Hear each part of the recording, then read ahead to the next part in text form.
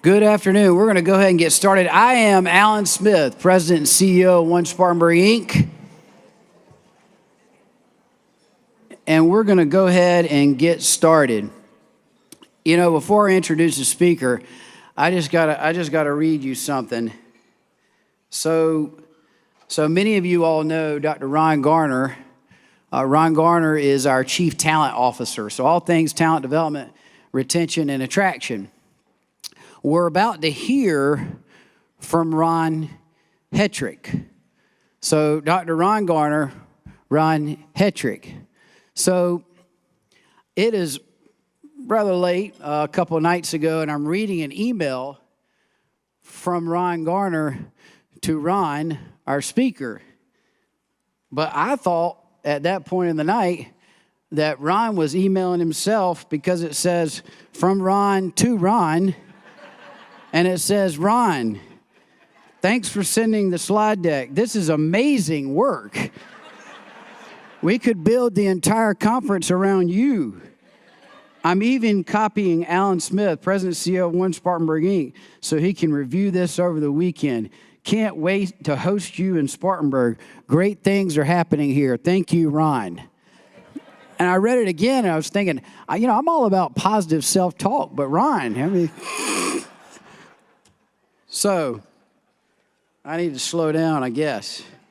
But I had the opportunity to hear from the other Ron in Idaho a couple years ago. And really at that event, I thought to myself, this is the first time where I have heard talent analytics in a real digestible, relatable way, local, state, even global.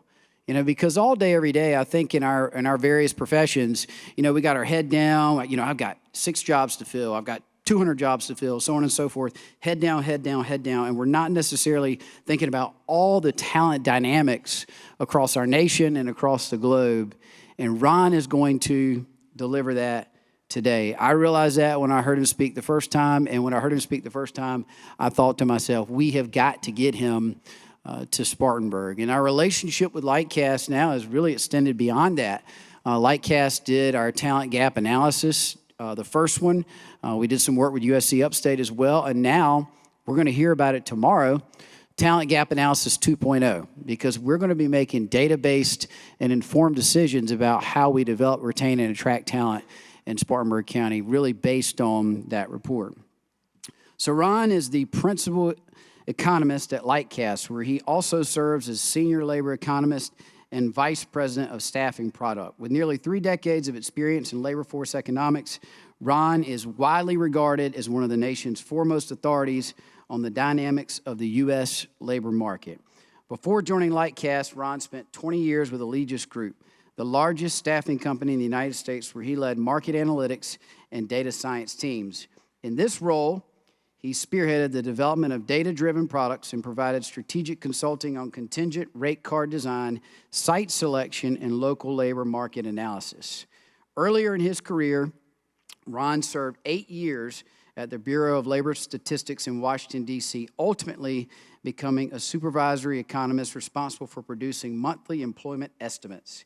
He also acted as a Bureau's primary media liaison for manufacturing employment, frequently briefing national stakeholders on key labor trends. Throughout his career, Ron has been a trusted voice in labor economics, providing analysis and insight to the Federal Reserve Chair Alan Greenspan, the Council of Economic Advisors, Congress, and numerous Fortune 100 companies and trade associations. His expertise has been featured in major outlets, including the Wall Street Journal, Forbes, CNBC, CBS, and others. Ron is the lead author of several influential labor market studies, and if you have not read them, I encourage you to do so. I enjoyed them. They had a lot of pictures.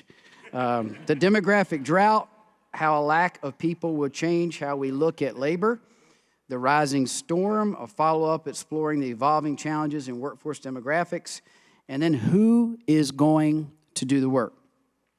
As a sought-after keynote speaker, Ron regularly presents at conferences across the country on topics such as labor market trends, workforce dynamics, and economic forecasting. His presentations, such as The Rising Storm, offer in-depth examinations of generational change, workforce participation, and evolving employer mindset shaped by historical and demographic shifts in labor supply. Ladies and gentlemen, join me in welcoming Ron to the stage.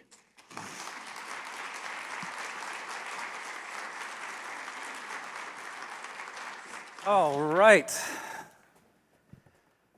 Okay, let's get a couple things out of the way right away. First thing, thank you for having me. I really appreciate it.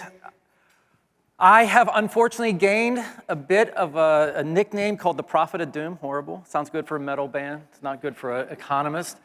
I like to think of myself as maybe a demotivational speaker, but it's a little bit difficult.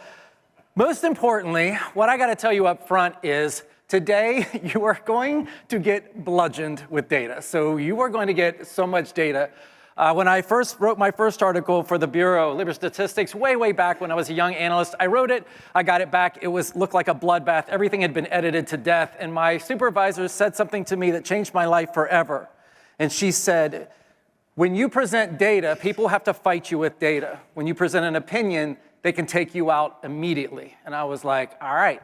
So from this point on, it all became about the data. So writing these papers was a chance to kind of use some research that I had been doing for a number of years. Demographic drought, 21. Things were a little bit weird back then, but we wrote that paper. It was really kind of eating the whole elephant. We were trying to talk about everything. As I was out on the road speaking about demographic drought, something just kept eating at me, and that actually ended up becoming a paper called Who's Going to Do the Work? Which literally means who is going to do the work. We interviewed 1,500 high school students and asked them, what are you going to do when you get out? And their answers kind of made me think, well, we're in a lot of trouble.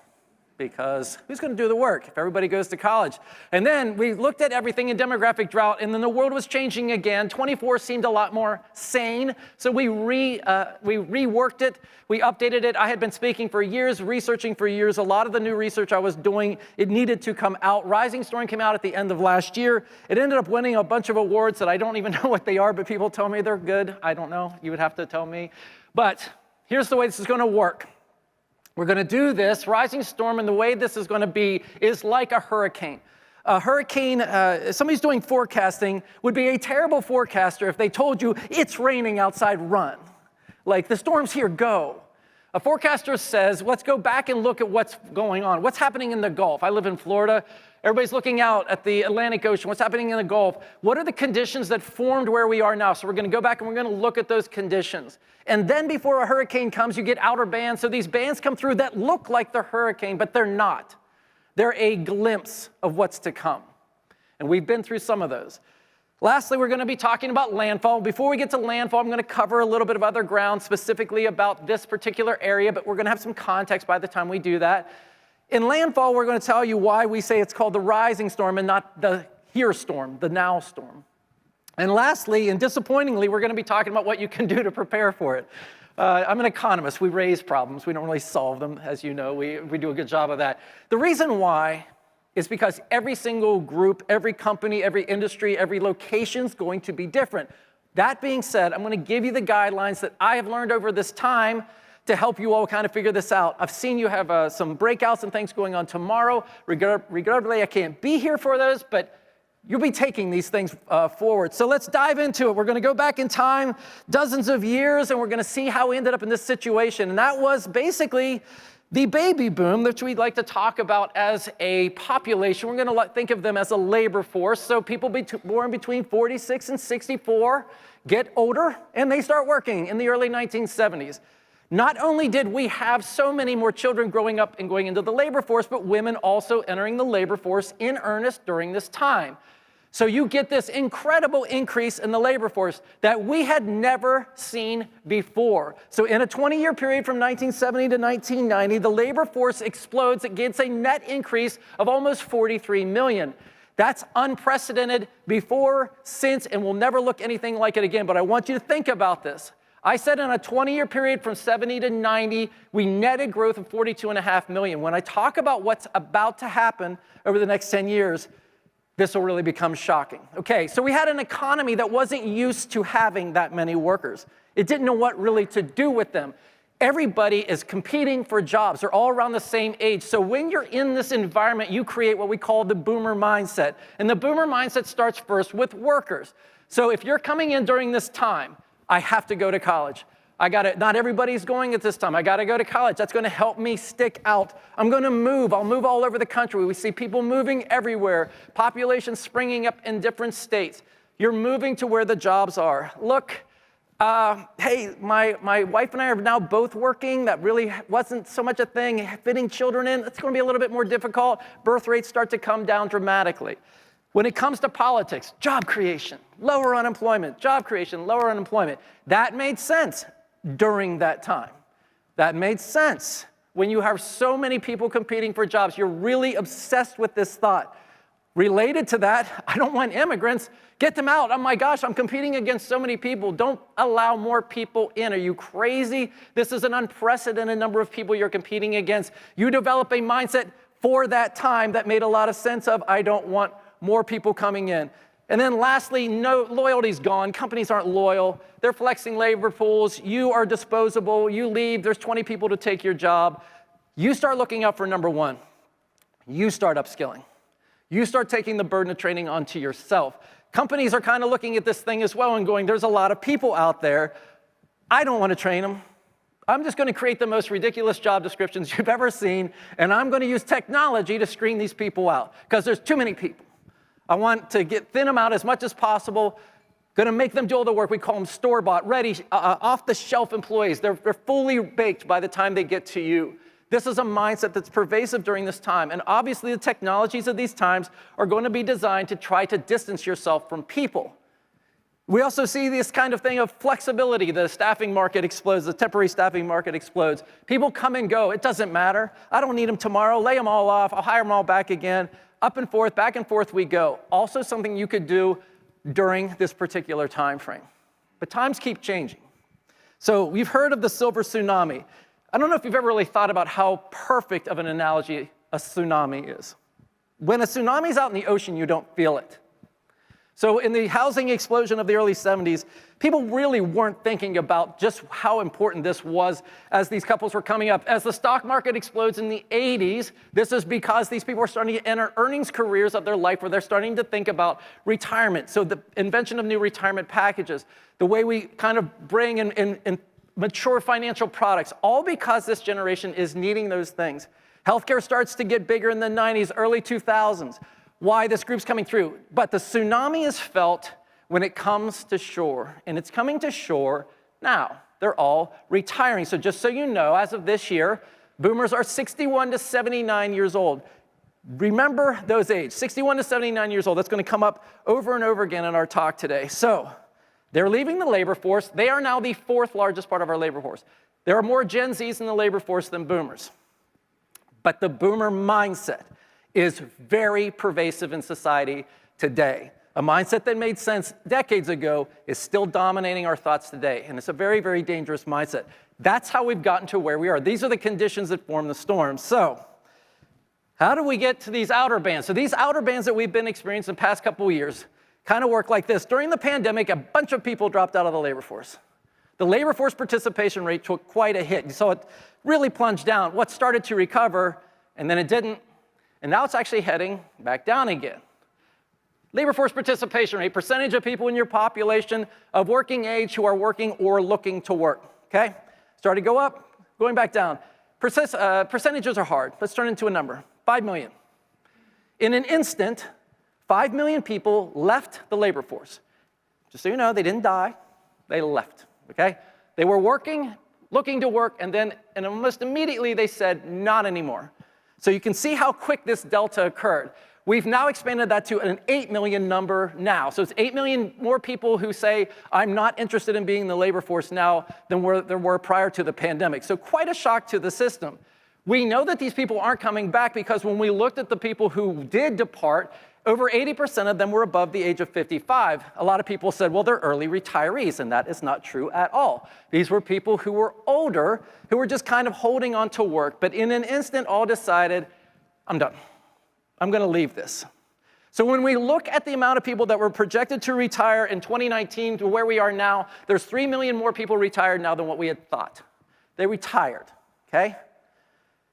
When you retire, it starts to you age. So when you're retiring, another thing that's a factor about it is age. So we think about 61 to 79 years old boomers are those ages. Well, they're getting older and they're moving into these older age groups. When you go into these older age groups, your labor force participation really goes down. So if I go 60, 64, 58% of those people still in the labor force.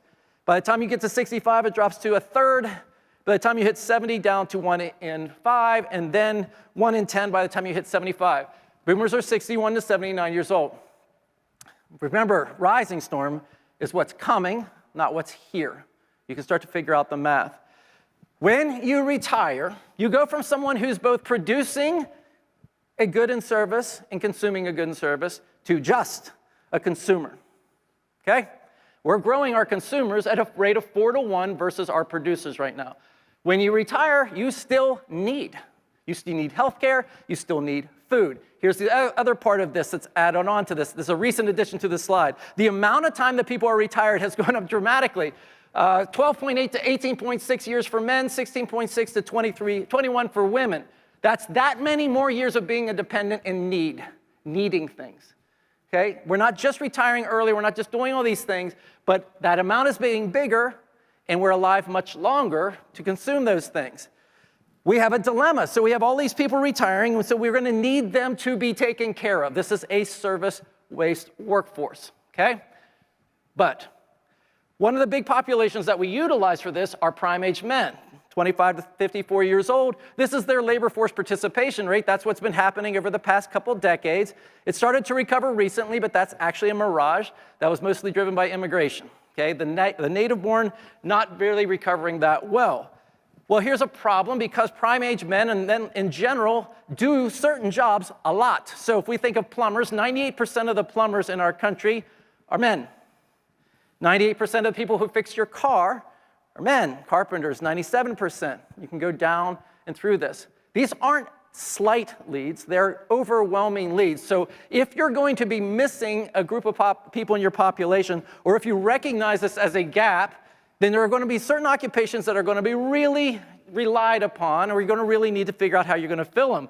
This is our unemployment rate currently for production workers. Now, when I was coming up as an economist in the early 90s, this was always a very high unemployment rate. Now we've been hovering around all-time lows. What do we not have in this country are a lot of men or people in this category to fill these jobs. So our unemployment rate's been hovering very, very low. Here's what we do have. The problem that we have in the US that's consistently been an issue is we have a tendency to see ourselves as who we were decades ago. We are a very educated society. Contrary to what you may think, when it comes to the labor force, the biggest part of our labor force by far are people with a bachelor's degree, 65 million, okay? It's not even close. That's what we have. A lot of college degree people. Another 36 million have an associate's degree. The people in the other columns, the blue columns, are people who only have a high school diploma or less. Since 2019, all of the net gain of our labor force has been people with a bachelor's degree. All of it. That's how we've grown. If you don't have a bachelor's degree, that labor force has actually been declining since 2019. 60% of our open jobs in this country right now do not need a college degree of any kind. 58% of our job titles do not need college degrees. 68% of people in jobs do not need college degrees. We are producing a very specific labor force, but it's not matching the service economy labor force that we need. So that's created this kind of war for talent that is not at all what we were hearing about in the 90s. It was about STEM, science, technology, engineering, math. No, the war for talent has moved to just people under that $30 an hour range. Amazon, when they come into a market, can really disrupt that. And you kind of really feel those effects. So we're going to talk about this when we get to the end, how this is all kind of playing into things. So we've had a lot of debate. You know, there have been talks about, and I'm not against it, people saying, can you bring manufacturing back to the US? Because we've been getting rid of it for so long. Can you bring it back? And the answer is, well, it's whack-a-mole. If you bring them back, what are you not going to have? So this is current, this is our Lightcast data. Production worker advertised wages, $20.49. I want you to look at those bubbles around them, because those are all other jobs that we're advertising for. These are all jobs that we have to fill. I want you to look at those jobs and say, which of these don't we need anymore?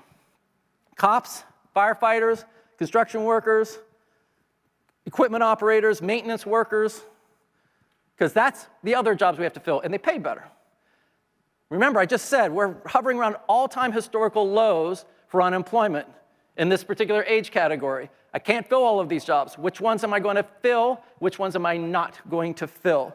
If we look at the top 10 most posted jobs in the country right now, number 1, nurses, always is. Everywhere I go, every market. If you look down towards the bottom, we have software developers, but I want you to look at the rest of these.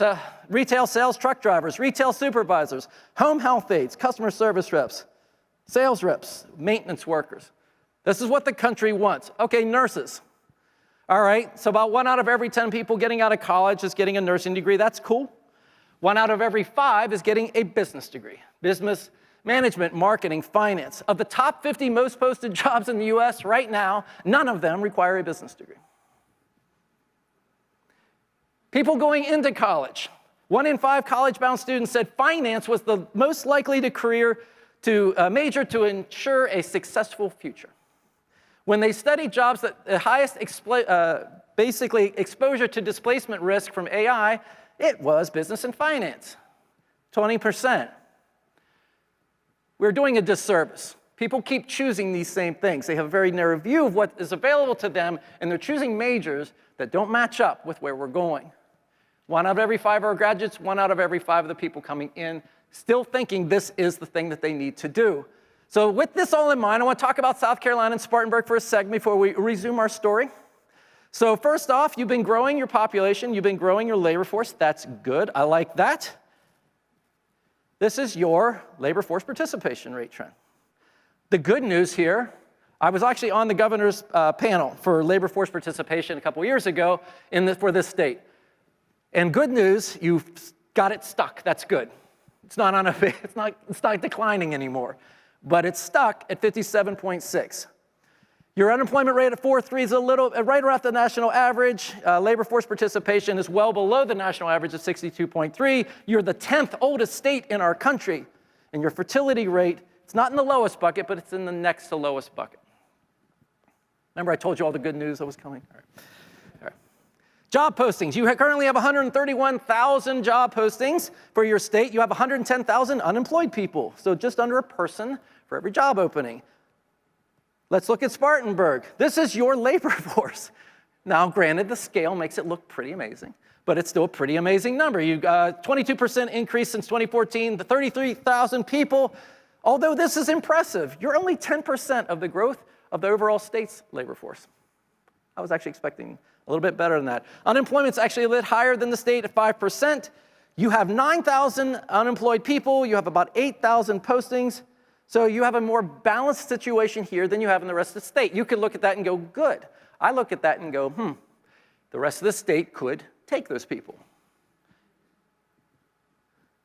Here are your 2 biggest buckets. So you have goods producing industries. They took a pretty big hit back in the 2010 horrific recessionary period, came rising back, storming back. Services has kind of gone pretty well along during this whole time. Keep that in your mind. Services, top job postings in, here we are in, this is nursing, let me just skip that slide. I don't even know why it's there. I must have just done something. Sometimes when you're editing a deck, you just go, I got to get back to that slide. And I think I know what that slide said, but I don't remember it, so we're just going to do this. All right, these are the top jobs posted in Spartanburg. What does Spartanburg want? People to take care of its people. Nurses, truck drivers, retail, laborers, maintenance workers, food service managers, customer service reps, production workers, LPNs. All of these jobs are service jobs. We always say we are a service economy, but there's no one here to serve us. That's a problem.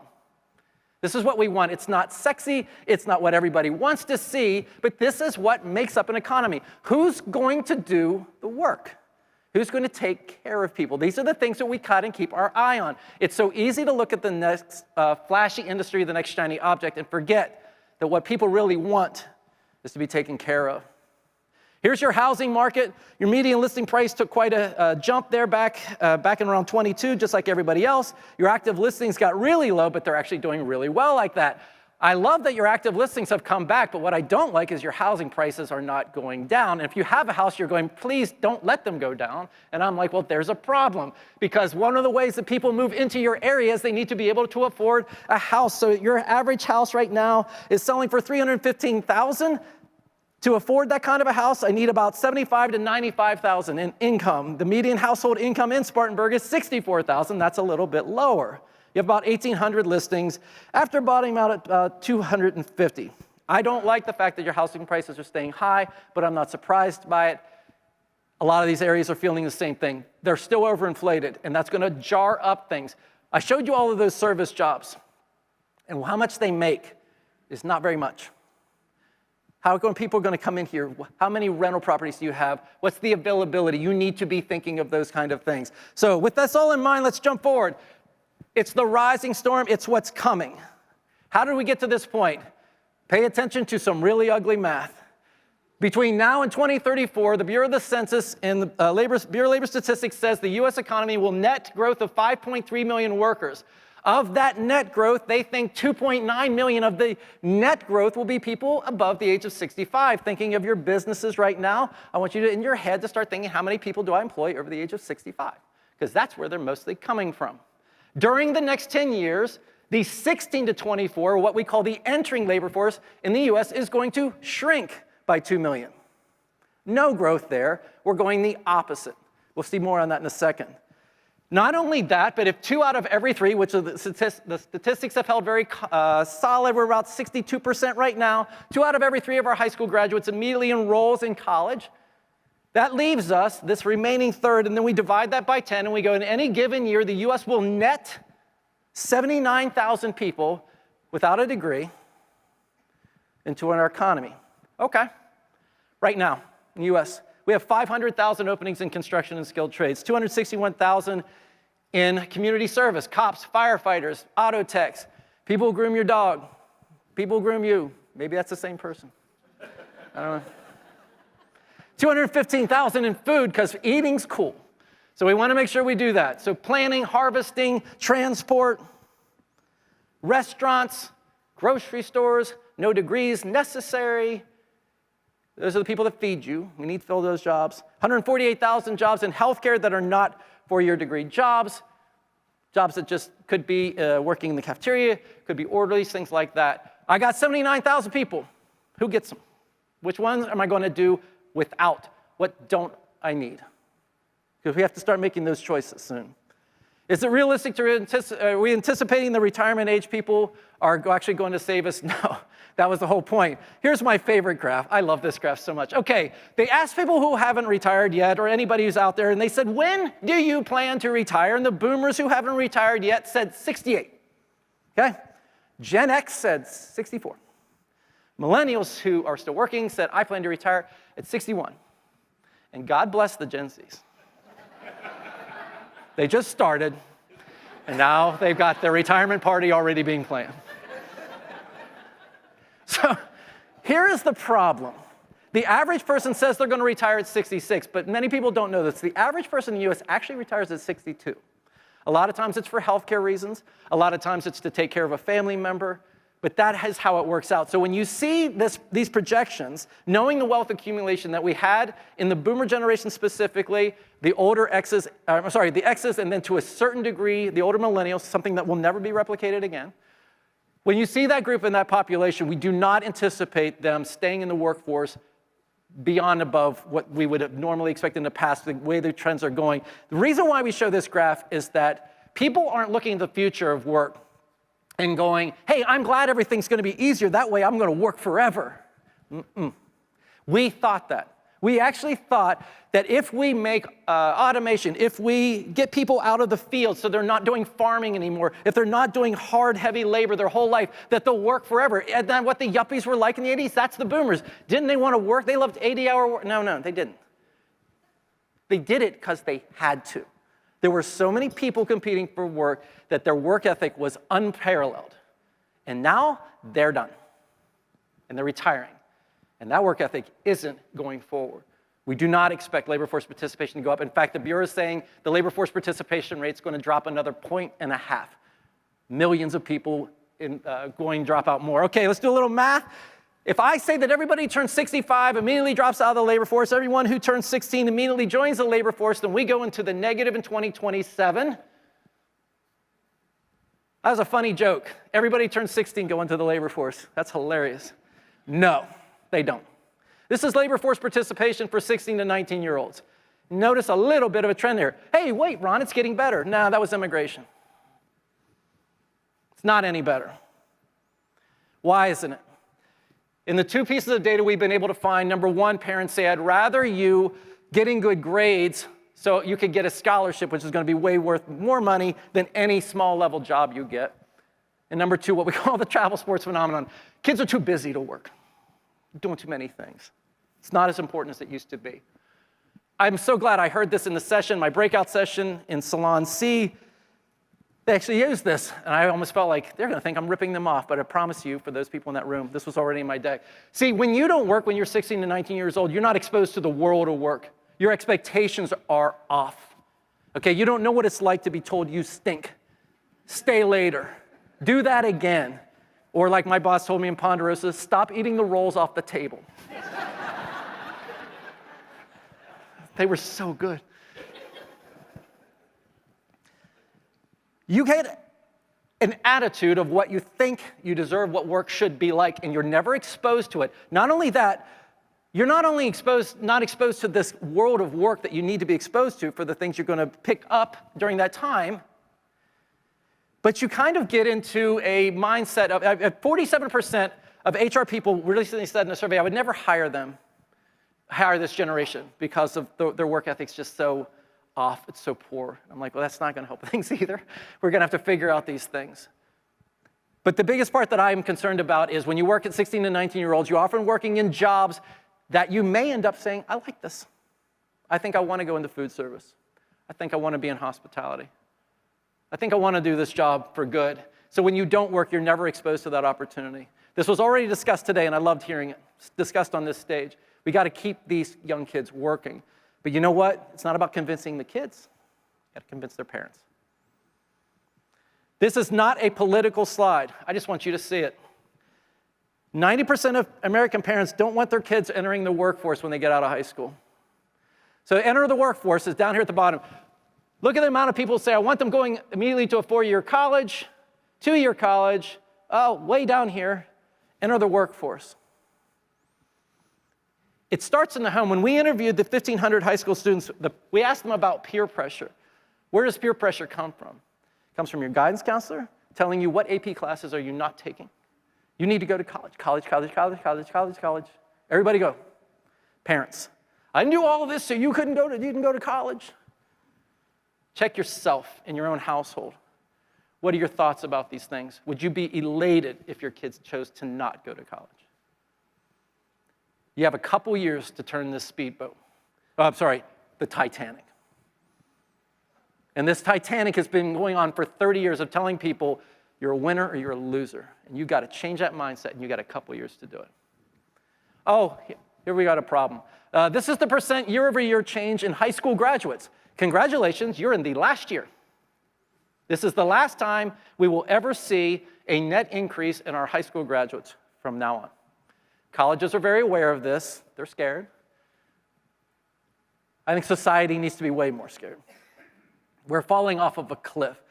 That number there you're seeing, those are the 2008 babies. These are the ones born right before the housing bust. After the housing bust, our birth rates absolutely tanked. 23 was the lowest birth rate in U.S. history. It beat out 20, which had been our previous record. It's not getting better. It's getting worse. So we've got these jobs that are all projected to be our strongest growing jobs in the U.S. to 2034. Home health aides, stockers, order fillers, fast food counter, cooks. So who's going to do it? All right, we're going to talk about two buckets. One, everybody loves to talk about immigration. Yay! Okay, first off, I didn't know anything about immigration 3 years ago when I started writing about it. Now, for some reason, I'm on the news nationally. I think everybody's like, where do you come from? I'm like, I don't know. I started talking about it. I started analyzing the data. I was like, how are we getting these things done if we don't have anybody here? And we'll talk about automation. Immigrants. Okay, first things first, we have to understand something. 2033, the US native-born population in the US will begin its inversion. We will start to shrink as a country, our native-born population. So just so everybody understands, the only way that we saw the US growing in population after 2033 was through immigration. It was already built into the model, just so you don't think it wasn't. This has always been here. Oh, by the way, our population inversion, 4 years ago, the inversion was projected to be 2039. And in 4 years, they went, whoops, we've got the math wrong. It's actually 2033. That is very consistent. Countries that are losing population, we're going to talk about some in a little bit, always gets moved up. So another thing you need to know is since 2019, nearly all of the net increase in the US labor force, net increase, was through foreign-born workers. And it was because when we had a severe labor shortage, we decided to address it by granting asylee status to pretty much every country out there. So we saw this massive increase in asylee seekers. So an asylee seeker by name is technically speaking an illegal immigrant, okay? Until you receive your visa, you are technically considered illegal by the government. So you show up as an undocumented worker because you haven't received those papers. However, while you're waiting for that clearance, because there were 5 million people in line to get that visa, you're allowed to work after 150 days. So they were working, but this is a quite massive amount of people that came in. We liked it, we put them to work. So our percentage of foreign-born workers across industries jumped pretty dramatically. Construction, obviously leading the way, from 23 to 29%, professional business services. And there you see transportation utilities. You can kind of go down through here and see pretty much gains in almost every industry, just a couple that didn't. When you talk about South Carolina, 7.7% of your labor force are immigrants. 21% of those people come from Mexico. Your top industries, 1 out of every 5 of your workers in agriculture are immigrants. About 1 out of every 5 in construction and about 1 out of every 10 in manufacturing. The share of your total workforce that's undocumented is 3%. That's very low. By the way, you see at 7.7, Florida is 44. That's where I live. Top occupations, other agricultural workers, construction laborers. Okay. Now for the really fun part of this deck, a little bit of a different take. When we looked at Rising Storm, we looked at the jobs that were most likely to experience augmentation fairly soon. And it's not just us, these are others, people who are analyzing this. Management consultants, business analysts, financial managers, chartered accountants, psychologists, that's so weird, but whatever, if that's what you're into. Purchasing managers. If we look at how global companies are using AI currently, customer service, cybersecurity, digital assistants, down and down and down through there. It's a lot of the jobs we weren't really thinking about. So we have a problem, the bubble. Everybody's talking about. Let me just kind of illustrate what it looks like. AI accounted for 80% of the gain in the US stock market so far in 25. The money invested in AI is 17 times the dot-com bubble, 4 times the subprime mortgage bubble, both of which added millions, 14 million for the dot-com bubble, 7 million for the subprime one. AI was 40% of the growth in US real GDP last quarter. Investments in information processing equipment is 4% of GDP, but represented 92% of GDP growth in the first half of 25. During the past 2 years, as this AI bubble has reached epic highs, payroll jobs have seen yearly gains at the lowest level since the 1960s. Every bubble has helped us. It's produced jobs. It's helped our economy. This one is not. It's a very kind of jobless bubble. This is what we're watching. I'm a labor economist. What we look for are what could be effects of things. We have another problem. At its current trajectory being the most important words, the best AI industry could hope for is the shrinking of the US economy through the removal of jobs at its current trajectory. Through job loss professional sectors, that would drop consumer spending actually significantly. The 3 largest IT industry segments have seen a collective employment change in the past 3 years that is negative. But we're graduating 120,000 IT students every year.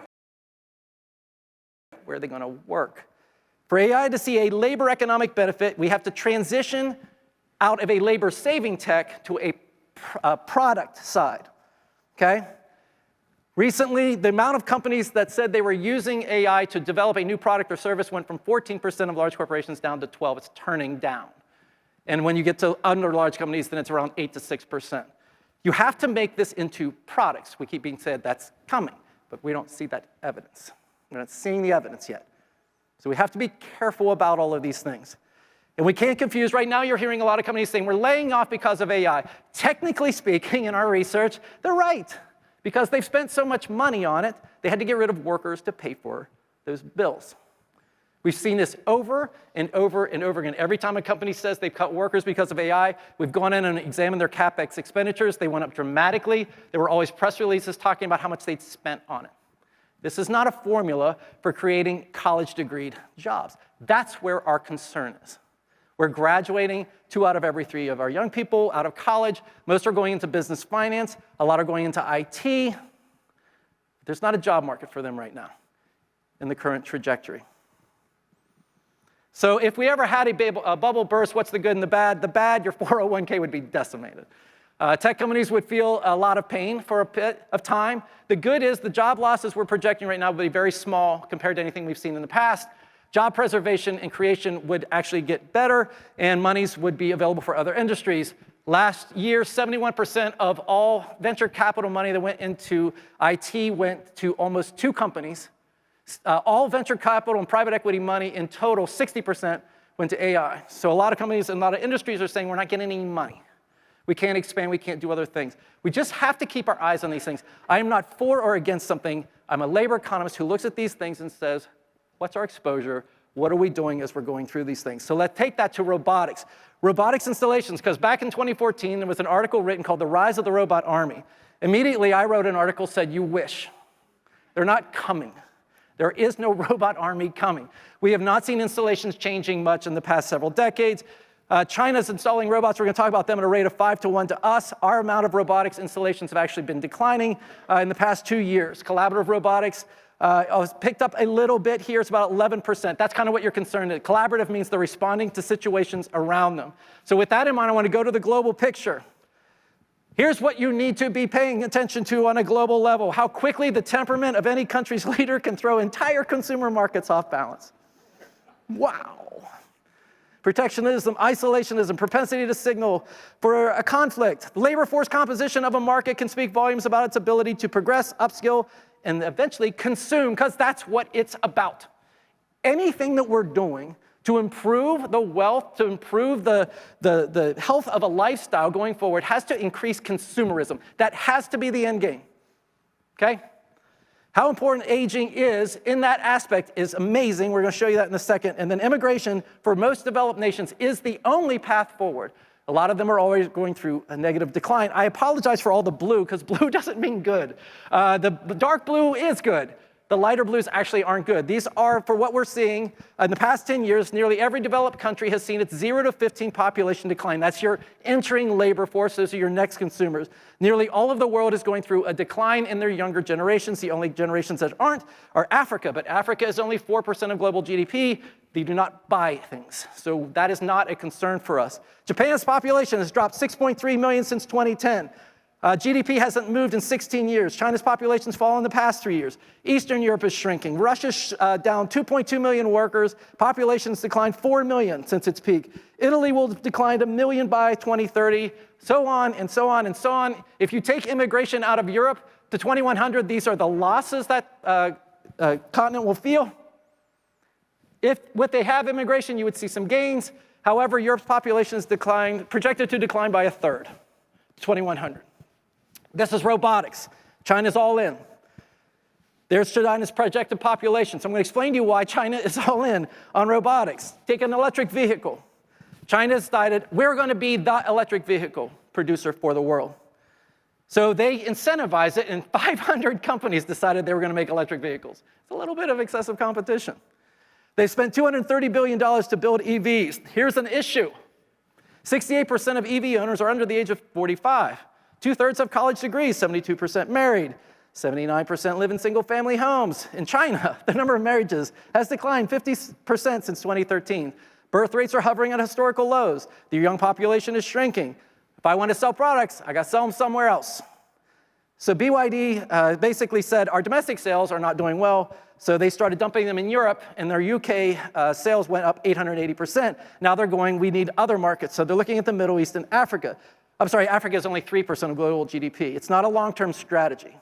So where does this go next? See, the problem is when we start to look at next-gen products, the typical consumers of next-gen products tend to be younger generations. Japan was a consumer of next-gen products back when it was exploding in the 80s. But once it made its population turn, it didn't do that anymore. Older people aren't looking for the same products. What do we learn from Japan? They're much older than us. We are not alone. They're way ahead. Here's what Japan's been doing. They offshore everything they possibly can. They expanded immigration. I will tell you that as of recently, that's kind of coming into question, because now they're getting a little upset with how much they expanded it. They invest in labor-saving tech. However, in the Rising Storm, we talk about the fact that hospitals in Japan had to abandon their robotics program because the nurses were spending more time fixing the robots than they were taking care of patients. They delay retirements. It's very common in Japan to work into your 80s, okay?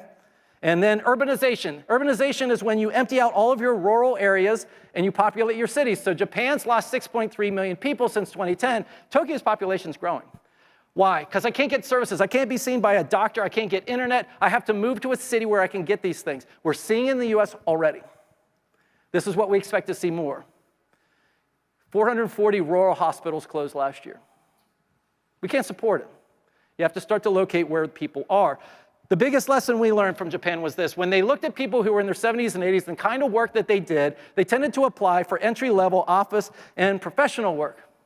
When we look at what AI is primarily targeting right now, it tends to be entry-level office and professional work. When we look at our huge college graduating population, they tend to go into entry-level office and professional work. We have a problem that doesn't exist that's getting a lot of solutions, but it's not addressing the bigger problems that we have. Who's going to do the work? How are we going to take care of ourselves? So storm preparedness starts with changing your mind. Nothing is more important than that.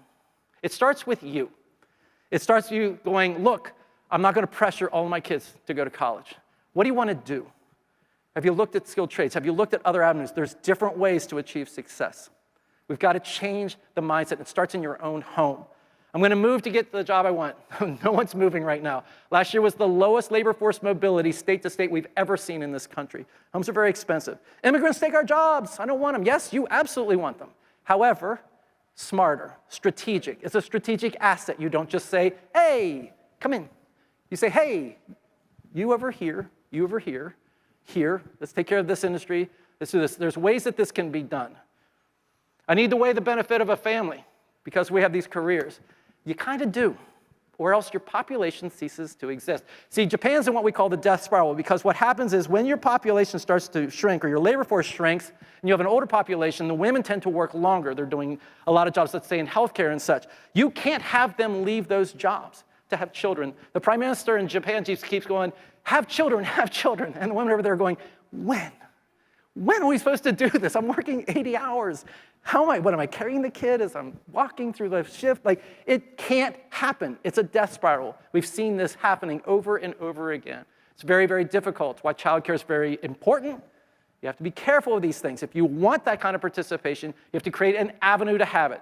Working from home did do that. Now, some companies said, we want you to return to office. Well, that affects a very specific population. When it comes to voting, job creation, no. We're in a zero-sum game. How we grow our markets is going to be different. When writing Rising Storm, it came down to this. There are 4 ways that work can get done, okay? You can hire people locally, you can hire immigrants, you can send work out to the world, or you can automate, okay? So if you have all of these options available to you, you may not even know that it's raining outside. Those are category 1s. IT and tech has been offshoring for decades. Finance and insurance started offshoring back in the 1990s. They have many options. Automation, AI is coming in a lot of those industries. When you go to the other side, these are jobs where you're going to get your hands dirty. You're going to get yelled at. You're going to get hurt. And then there's construction, because that's not any better. No, it's a joke. I'm going to bring Caddy Kata. No. Healthcare is the really one we look at and we go, you have to be standing. You're going to be walking around. A lot of things you're going to be doing. There's a value in a nurse that walks into a room and looks at someone and goes, oh, I don't like that. I don't like that. Or the family's looking at them going, they don't do that normally. And you go, can't just automate that kind of stuff away. And it's not great, clean work. It's hard work. Construction, obviously, if you're not experienced, if you don't have certain skills, you are a danger to yourself and to people around you. In healthcare, if you don't do and you're not skilled properly, you're a danger to the people around you, mostly. So what's involved in local workforce development? Number 1, mentor and train everybody you possibly can, get anybody through the door you possibly can, and work with them. Take your best people and have them work with the people you're bringing in. Take the people that are most excited about your company and your industry and have them training the people that are coming in. Reskill, upskilling is part of that, partnering with schools, not just people who have university jobs. I'm talking about people who just go into a school and make sure they understand that you have a need. You are looking for these kind of people. Can I please talk to the students? Can I please present my case? Everybody needs to be doing that. The messaging and marketing you do, see, messaging and marketing is really wonderful when it comes to certain high-level industries. But what you typically see in a lower-skilled industry is somebody going, I need an electrician helper, $19 an hour. There's just nothing there. In my breakout today, the one woman in there was awesome, was talking about how important culture is. But what more important than her saying the culture was important was the excitement of which she talked about her own company. If you have that kind of passion about what you do, your job is to translate that passion to the people coming through the door, because that's what's going to get them to stay. If you're not excited about what you do, you're never going to expect anybody else to be excited about what you do as well. Create social networks. Don't discourage people from talking to each other. Encourage them to talk to each other. The building of those bonds are what keep people staying. When we interviewed nurses who stayed on the job and didn't quit, one of the biggest reasons they said was, look, I'm really close to the people around me. I would never want to let them down. Encourage people to bond. Another thing you can do, I wrote a research paper recently called Danger of the Diamond. If you go out saying, look, I need some years experience, yeah, you and 90% of people are saying the same thing. Be one of the 10%. Learn how to mentor and train. Why? Because if you do that, your ability to get somebody, retain them, to grow them goes up dramatically. The loyalty you get when you get somebody and go, I'm investing in you because I want to see you become amazing, is a lot better than what we call the free agent sports market. You're borrowing people. Well, I outpaid this person today, but somebody's going to outpay me for him tomorrow. Yeah, because you did it based on price alone. What did you expect? There's no loyalty in rentals. What if people want out of a job? It's what everybody wants out of a job. This was Gen Z, but I looked at this and I thought, really? Is it really that different for anybody? I want a work-life balance. I want to make a difference where I make more money. I think some of that's a little disingenuous, but we'll see. I want a sense of purpose. I want to know what's expected of me. The mission or purpose of my company makes me feel my job is important. They want to start their own business. Hey, Gen Z, congratulations, you just described skilled trades. Bet you didn't know it. In economic development, you have to ask these questions. I'm writing this paper now. What are you? Are you a manufacturing market? Are you a retirement market? Who's looking for work? I said it's a zero-sum game. If you're going to bring somebody into your locality, don't bring them in and let them just pillage the land of all of your existing employers. Everybody needs to be looking at the same data. You don't bring somebody in who's going to steal from everybody else. You want to make sure you're filling gaps. What do I have available or underutilized that this company's going to fill, that's going to make that better? And don't say to me, well, Ron, you know, the wheat gazelle's going to die. And the other ones are, okay, what if that wheat gazelle were all of your mom and pop restaurants, all the things that gave your area the character that it had? Are you willing to kill them off? Because that's what happens. That's the kind of stuff. You just have to think about it. I'm not saying there's a magic answer, but you have to think about it. Who could afford to buy a house if they had to come in from somewhere else? And what do you want to be in 5 to 10 years if you had a zero-sum game? I mentioned this already. It is your job as a community to be constantly taking an examination of your available homes. Would you want your kids to live there? How affordable is the rent? What kind of incomes can afford different things? When people come in for a job, do you tell them, hey, look over here, we have an arrangement with this apartment complex. They love us. Our people always pay. Do you think about this kind of things? You go, look, I offered the job. Figure it out. Not a good strategy. Universities and colleges, get people working. I heard the, oh goodness, what was her, I'm going to get it wrong. Who was the associate governor, whatever, the one who spoke? Don't remember the title. My son's going away. He's going to be in college for 6 years, architecture. I'm like, 6 years not working at that age? That's horrible. I hope he's working. Working. Get people working as fast as you possibly can. For credit, for pay, without pay, don't care. Get them working. What we need are work-ready people. You're going to get all of those other skills you need through working, not sitting in classrooms. Things have to change. We can't keep being the same. We have a class society. How do you get rid of the class society? You start to absorb things. Why can't you have a tract in a college that's electrician? It's a 2-year program, but you still get to go to all the football games. It's cool. You're part of it. You're part of the huge group of people we have interacting with each other here, even though you're choosing to do this other path. We've had class society. Can't stand that part of it. Give credit to people who are working when they're trying to get into college versus people who are like, I studied real hard all the time and I got good grades. Cool. Are you gonna be there when things get tough? You know what it's like to really grind? We should be giving credit to the people who are out there already really putting their heads down and doing work, and we don't do that. This is it. Last slide. Yeah, you made it.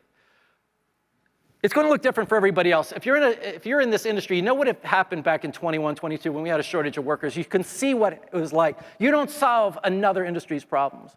You look at what your own are. What happens if I can't hire in the future? Do I just simply take less orders? Do we shut down that part of the hotel? Do we limit the amount of tables? Is that what I want to do? Do I want to go right back into a situation where I'm pay increasing every my competitors in the market? I don't think you want to do those kind of things. I think you strategically want to think about, here's what we will do in that situation. The first time caught us off guard. In the future, nothing should catch us off guard. I thank you for your time. I greatly appreciate it.